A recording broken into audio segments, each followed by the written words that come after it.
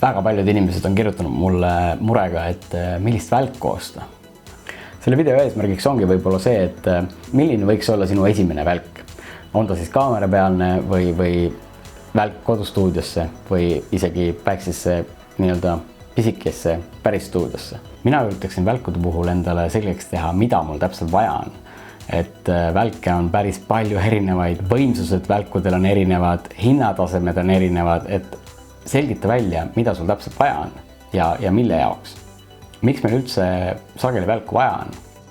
Teen mõned näited teile siia näitamaks, et milline pilt on pildistatud välguga ja milline on ilma, et siis saate äkki tuua paralleele enda tööga, enda pildistamistega, et kus ja millal välku oleks hea kasutada.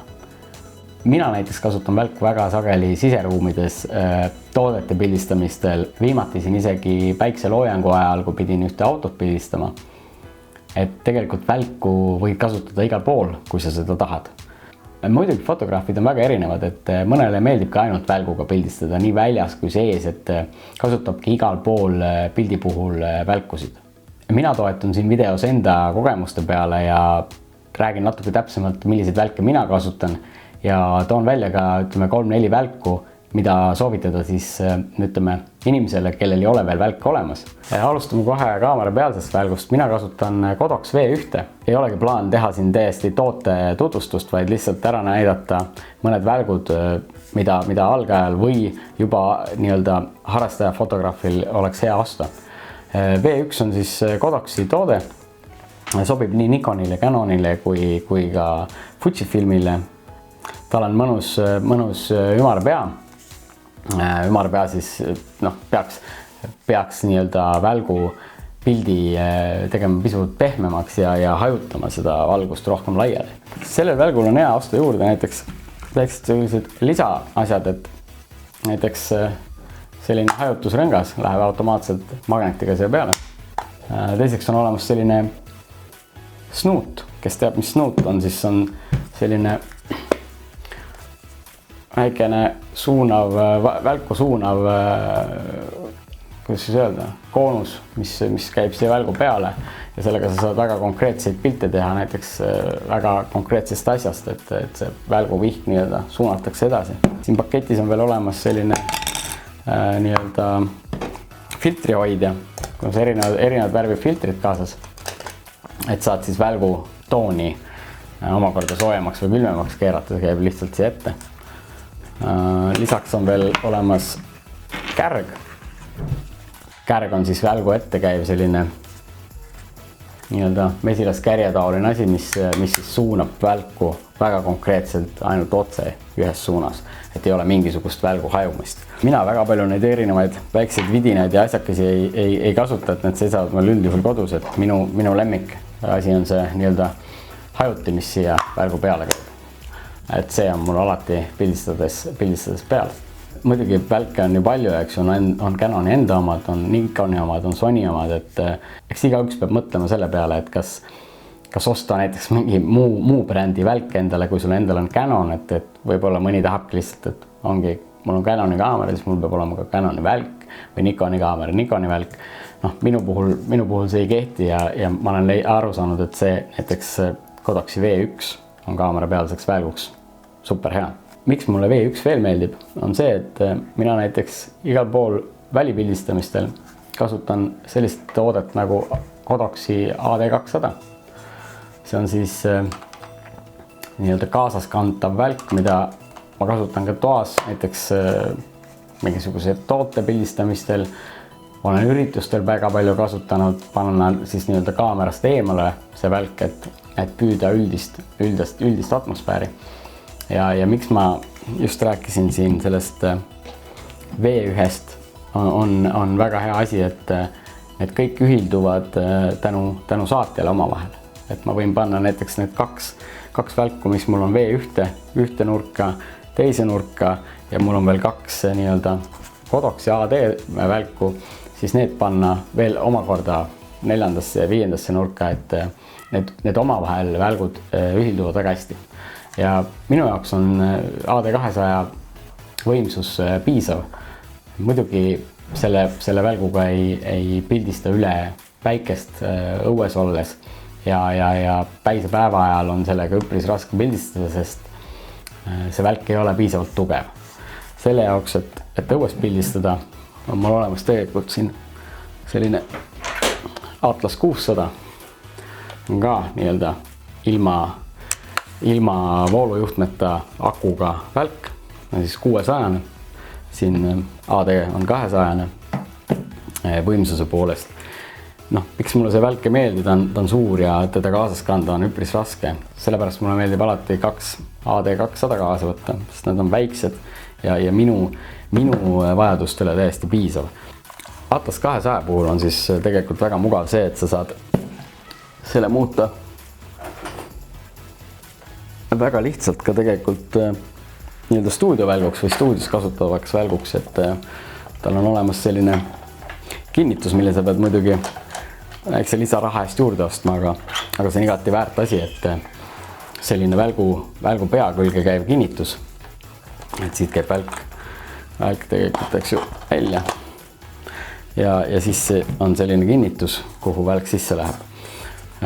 Rääkides veel kinnitustest, siis kinnitusi on päris erinevaid, et peamiselt turul olevad kinnitused on Bowensi kinnitusega, nii-öelda siis sellise, seda nimetatakse siis Bowensi kinnitus, et Bowensi välkudest alguse saanud, see ilusti niimoodi külge.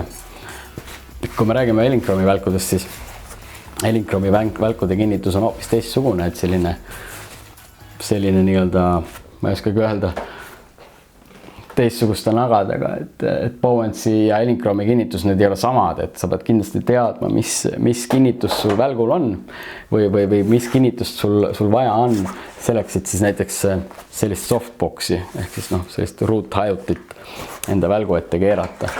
Et neid kinnitusi on ka mitmeid ja erinevaid, et sa pead selle endale selgeks tegema, milline kinnitus sul juba varem olnud on või et millist kinnitust sul tulevikus vaja on. Et turul ongi peamiselt, mina ütlen niimoodi, et 2, 3, 4 sellist peamist välgu kinnitust, mis siis kinnituvad omakorda hajuti külge.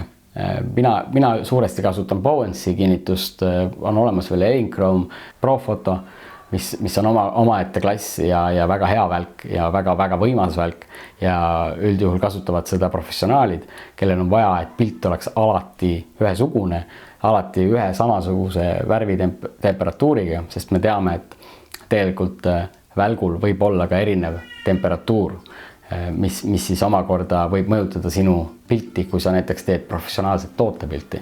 Aga kõik, kes tahavad siis endale kodustuudiosse või väristuudiosse välku osta, siis ma alati soovitan osta juhtmega välk, sest juhtmega välgul ei ole muret sellele, et sul saab nii-öelda ebasobival ajal aku tühjaks. Et sul on kogu aeg nii-öelda juhe seinas ja sa saad kogu aeg pildistada. Kindlasti juhtmevälgu tööiga on natuke pikem, sest kui akuga välku nüüd iga päev näiteks stuudios pildistada, ütleme teha, ma ei tea, 5-10 sessiooni päevas, siis aku eluiga lihtsalt mingil hetkel ütleb ülesse. Minu esimene soovitus nii-öelda siis ütleme väiksesse stuudiosse või kodustuudiosse olekski näiteks Elinchromi RX seeria. Ta tuleb sellises mõnusas kaasaskantavas kotis, tal on olemas statiivid, tal on olemas 2 nii-öelda hajutit kaasas ja 2 välgupead. Ideaalne lahendus algajale, hobifotograafile näiteks. Teiseks võimaluseks on Quadralite'i samasugune lahendus, mis tuleb kotis koos statiivide 2 välgupeaga ja välguhajutitega. Ütleme inimene, kes on juba pildistamisega väga pikalt tegelenud ja ütleme on professionaal, siis tema kindlasti vaatab Profoto poole, sest Profoto on väga võimas, väga mugav nii-öelda fotograafil kasutada, väga täpne välk. Olen ise mitu korda Profotot kasutanud. Muidugi see hind on kõvasti kallim kui teised välgud, aga ka ta on professionaalne ja ütleme nii, et kui sa oled ikkagi professionaalne fotograaf ja tahab professionaalset tulemust, siis peavad olema sul ka professionaalsed tööriistad. Et Profoto on kindlasti, ütleme muidugi naljaga pooleks, et kui raha on, siis võid osta endale Profoto. Aga mina näiteks enda töös leian, et ma saan väga hästi hakkama AD200-ga. Ta on mul alati kotis kaasas, kui on vaja, võtan ta välja ja kasutan. Rääkisin enne siin nii-öelda nendest välgukinnitustest, et on olemas, eks ju, Profoto, Bowens, Elinchrom.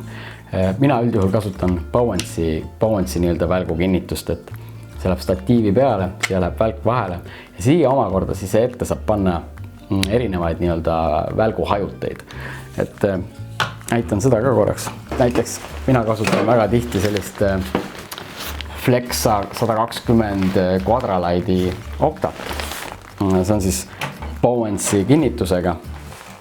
See läheb tegelikult siia selle välgu kinnituse otsa ja siis omakorda läheb nagu nii-öelda vihmavari lahti, et ma ei saa seda siin lahti teha, aga üldjuhul lükata alla ja ülimugav on teda igale poole kaasa võtta. Et see on minu kotis alati nagu nii-öelda olemas. Ja saab väga lihtsalt selle uuesti kokku lükata. Võid väga vabalt kasutada selle sama Bowensi kinnituse juures vihmavarju. Vihmavarju väga lihtsalt lahti lihtsalt. Mina üldjuhul vihmavarju kasuta, ma ei teagi, miks nad kipuvad alati ära lendama. Siin all on olemas tegelikult selline vihmavarju hoida, et paned siis selle vihmavarju ette. Kokkuvõtteks võikski siis öelda tegelikult, et alusta sellest, et mida sa kõige rohkem pildistad, millistes valgustingimustes sa pildistad. Kui sa pildistad toas, siis piisab sulle tegelikult väikestest välkudest. Alusta sellest, mida sa pildistad kõige rohkem, mille jaoks välku vaja on. Panen video kirjelduse juurde siia alla kirja ka täpselt need samad välgulingid, millest ma siin videos rääkisin. Ja kui teil on muid küsimusi mulle, mis teemadel veel videosid teha, siis muidugi kirjutage.